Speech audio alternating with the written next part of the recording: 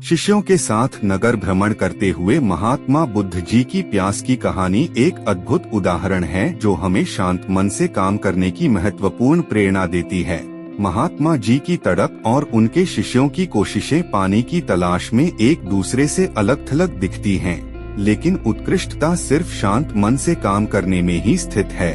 इस कहानी के माध्यम से हम जानते हैं कि जब हम शांत होकर और धैर्य से काम करते हैं तो हम अपने लक्ष्य को प्राप्त करने में सफल हो सकते हैं। एक बार की बात है, महात्मा बुद्ध जी अपने शिष्यों के साथ नगर भ्रमण पर निकले हुए थे। जब वह लोग काफी दूर चलकर आ गए और गर्मी भी बहुत हो रही थी। गर्मी के कारण महात्मा जी को बहुत जोर से प्यास लगने लगी। तब महात्मा जी ने अपने एक शिष्य से बोले, वत्स, हमें बहुत तेज प्यास लग रही है, क्या तुम हमारे लिए पानी ला सकते हो? तभी शिष्य बोला, क्यों नहीं गुरु जी, आप वहाँ पेड़ के नीचे थोड़ा विश्राम कर ले, मैं अभी आपके लिए पानी लेकर आता हूँ। यह कहकर वह शिष्य पानी की खोज इधर उधर करने लगा, लेकिन उसे आसपास कहीं भी पानी का स्रोत नहीं दिखा। कुछ दूरी पर उसे एक पानी का स्रोत दिखा। वह जैसे ही उस जलाशय से पानी लेने के लिए गया, तब ही उसने देखा कि वहाँ कई लोग उस जलाशय में कपड़े धो रहे थे, कुछ स्नान कर रहे थे। और फिर उसने देखा कि एक बैलगाड़ी सवार उस जलाशय को पार कर गया, जिससे कि जलाशय का पानी बहुत ही गंदा हो गया, क्योंकि उससे जलाशय की कीचड़ पानी में घुल गई और पानी मैला हो गया। तब उसने सोचा कि इतना गंदा पानी में गुरुजी के लिए कैसे ले जाऊं, इससे तो अच्छा है कि मैं खाली हाथ ही चला जाऊं। फिर उसने मन में सोचा कि गुरुजी पूछेंगे तो मैं क्या बोलूंगा।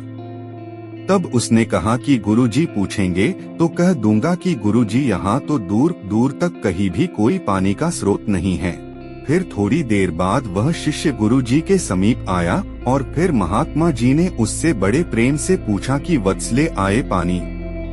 तब उस शिष्य ने उत्तर में कहा कि गुरुजी, मुझे क्षमा करे, मैं पानी की तलाश में बहुत दूर तक गया, लेकिन मुझे पानी कहीं भी नहीं मिला। महात्मा जी बोले कि कोई बात नहीं वत्स, तुम थक गए होंगे, थोड़ा विश्राम कर लो। लेकिन गर्मी भी बहुत थी। फिर महात्मा जी प्यास से व्याकुल होने लगे। तब उनके दूसरे शिष्य ने कहा कि गुरुजी, मैं आपके लिए पानी लेकर आता हूँ। गुरुजी ने कहा, ठीक है। शिष्य बोला कि गुरुजी, तब तक आप उस पेड़ के नीचे थोड़ा विश्राम कर ले। यह कहकर वह शिष्य पानी की खोज में निकल पड़ा। काफी देर पानी की खोज के बाद उसे वही जलाशय दिखा जहाँ पहला शिष्य पानी की खोज में गया था।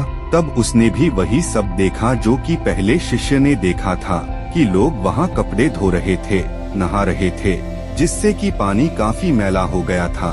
फिर वह शिष्य कुछ सोचकर कुछ देर वही बैठा रहा और फिर वह पानी एक पात्र में लेकर गुरुजी के समीप आकर बोला कि यह लीजिए गुरुजी पानी। तब गुरुजी ने पानी पिया और फिर दूसरे शिष्य से पूछा कि वत्स, तुम तो कह रहे थे कि तुम्हें दूर दूर तक कहीं भी पानी नहीं दिखाई दिया, फिर यह मेरे लिए कहाँ से पानी ले आया? तब शिष्य ने उत्तर में कहा कि गुरुजी, मुझे एक जलाशय मिला था, लेकिन वहाँ का पानी बहुत ही गंदा था, वह गंदा पानी में आपके लिए कैसे लाता? तब उन्होंने अपने दूसरे शिष्य से पूछा कि वत्स, तुम पानी कहाँ से लाए हो? उत्तर में उस शिष्य ने कहा कि गुरुजी, मैं उसी जलाशय से पानी लाया हूँ।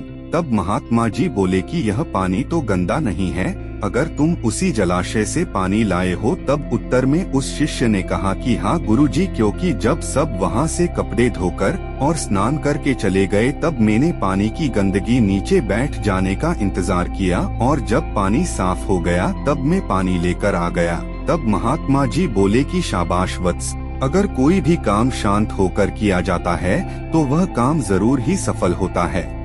तो दोस्तों, हमें इस कहानी से यह प्रेरणा मिलती है कि कोई भी काम शांत मन से किया जाए तो हमें उस कार्य में जरूर सफलता मिलती है।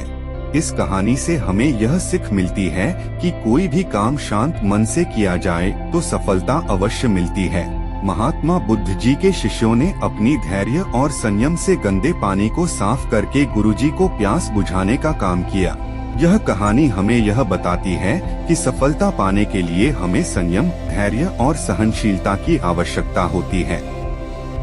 हमारे कर्मों को शांत मन से और पूरी संवेदनशीलता के साथ करने से हम सफलता की ऊंचाई प्राप्त कर सकते हैं।